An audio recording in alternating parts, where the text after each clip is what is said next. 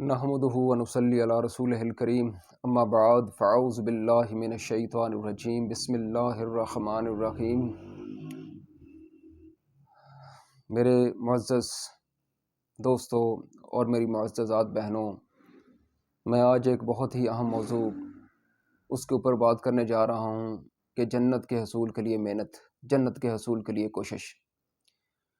تو جنت اللہ تعالیٰ کی رحمت ہے اور جنت ایک بہت ہی بڑی کامیابی ہے۔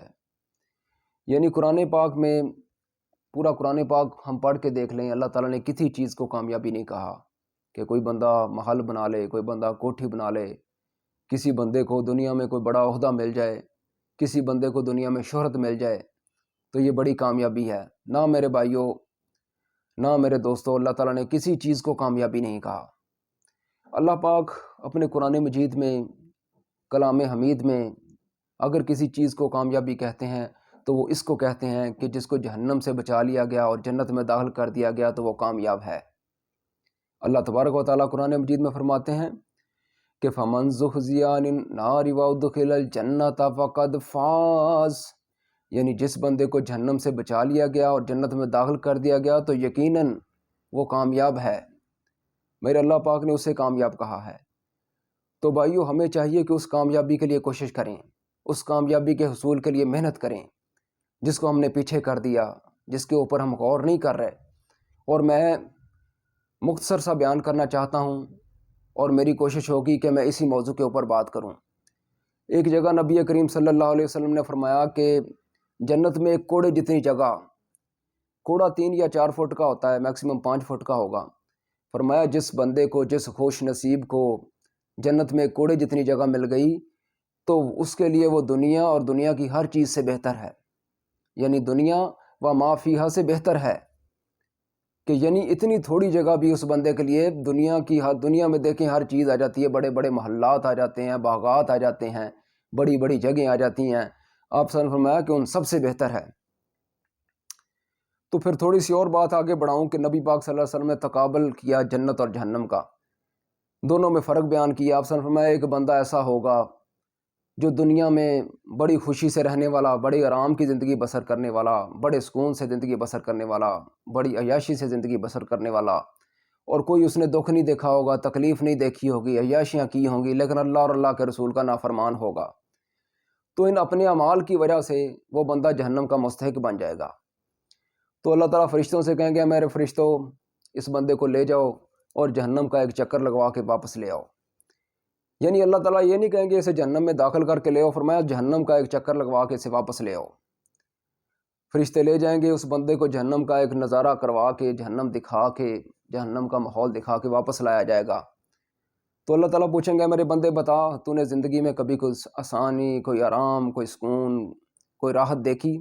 وہ کہے گا یا اللہ پاک، میں نے پوری زندگی میں کوئی آرام دیکھا ہی نہیں، میں نے پوری زندگی میں کوئی سکون، کوئی راحت کوئی دیکھی ہی نہیں۔ یعنی میرے دوستو، جہنم اتنی خوفناک جگہ ہے کہ وہ پوری زندگی کے آرام، پوری زندگی کے سکون، پوری زندگی کی راحت کو جہنم کے ایک چکر سے بھول جائے گا سارا کا سارا کچھ۔ تو دوسری جگہ اسی حدیث کو آگے بڑھاتے ہیں کہ نبی پاک نے فرمایا کہ ایک ایسا بندہ بھی ہوگا جو دنیا میں بڑے دکھ میں رہا، بڑی پریشانیوں میں رہا، بڑے غم میں رہا، اس نے زندگی بڑی تکلیف سے گزاری، ہر طرح کے مصائب کو برداشت کیا، لیکن اللہ کا شکر گزار ہوگا، نیکوکار ہوگا، اللہ تعالیٰ کے احکامات کو ماننے والا، آتی اللہ و آتی رسول پہ عمل کرنے والا۔ تو اللہ تبارک و تعالیٰ کہیں گے میرے فرشتوں، اس بندے کو جنت کا ایک چکر لگوا کے لے آؤ۔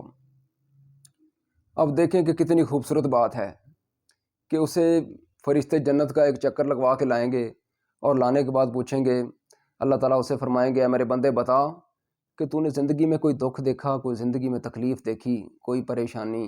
وہ کہیں گے اللہ پاک، میں نے زندگی میں کوئی دکھ تکلیف دیکھا ہی نہیں، میں تو ساری زندگی آرام میں رہا ہوں، میں نے پوری زندگی میں کوئی دکھ دیکھا نہیں۔ مطلب جنت کا ایک چکر پوری زندگی کے دکھ تکلیف اس کو بلا دے گا۔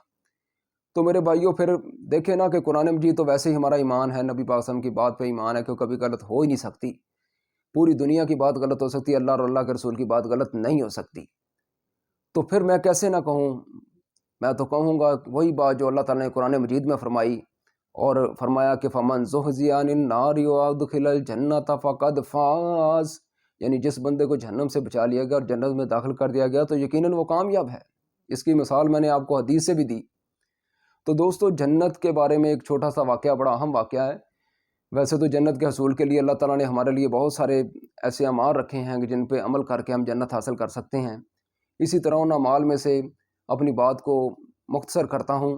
ایک ایسا عمل بتانے جا رہا ہوں جس کی آج کے معاشرے میں ہمیں بہت کمی ہے اور ہم اس چیز سے بہت دور ہو چکے ہیں، تو ہمیں اس عمل کی طرف بھی آنا چاہیے، جس کے بارے میں یہاں بتانے جا رہا ہوں کہ نبی کریم صلی اللہ علیہ وسلم کے پاس فرشتہ حضرت جبرائیل علیہ السلام تشریف لائے اور آقا اے اللہ کے نبی اپنے اس صحابی کو، اپنے فلاں صحابی کو جنت کی بشارت دے دیں۔ تو نبی پاک صلی اللہ علیہ وسلم نے اپنے اس صحابی کو کہا ہے میرے صحابی تجھے مبارک ہو کہ تجھے اللہ نے جنت کی بشارت دی ہے۔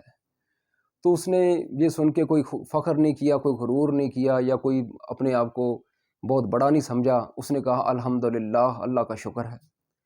دوسرے دن نبی پاک صلی اللہ علیہ وسلم کی مجلس میں وہ صحابی رسول بھی تشریف فرما تھے، حضرت جبرائیل علیہ السلام تشریف لائے اور آ کے کہا اللہ کے نبی اپنے صحابی کو جنت کی بشارت دے دیں۔ آپ صلی اللہ علیہ وسلم نے پھر جنت کی بشارت دی، اس نے کہا الحمدللہ۔ تیسرے دن پھر نبی پاک صلی اللہ علیہ وسلم کے مجلس میں وہ صحابی رسول موجود تھے، تو جبرائیل علیہ السلام تشریف لائے اور آ کے فرمایا اے اللہ کے نبی اپنے صحابی کو جنت کی بشارت دے دیں۔ آپ صلی اللہ علیہ وسلم میں میرے صحابی تجھے مبارک ہو کہ جبرائیل علیہ السلام آئے تھے اور تجھے جنت کی بشارت دے کے گئے ہیں۔ اس نے کہا الحمدللہ۔ اب دیکھیں ان صحابہ میں جذبہ تھا جنت کے حصول کا، انہیں پتہ تھا اصل کامیابی کیا ہے۔ میں اپنے موضوع کی طرف، میری یہی کوشش ہوتی کہ اپنے موضوع کے اوپر بات کروں۔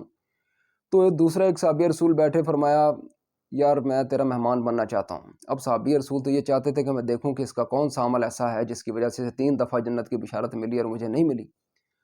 تو صحابی رسول نے کہا اہلاً و سہلاً مرحبا، یار آؤ آپ میرے مہمان بنو، اللہ تعالیٰ کی رحمت مجھ پہ برسے گی، ہاں جی خوش آمدید، آئیں میرے مہمان بنیں۔ اب وہ صحابی رسول مہمان بن گئے۔ اگر وہ دوسرے صحابی فرض پڑھ رہے ہیں تو یہ بھی پڑھ رہے ہیں، اگر وہ صحابی تہجد پڑھ رہے ہیں تو یہ صحابی بھی پڑھ رہے ہیں، اگر وہ ذکر اذکار کر رہے ہیں تو یہ بھی کر رہے ہیں۔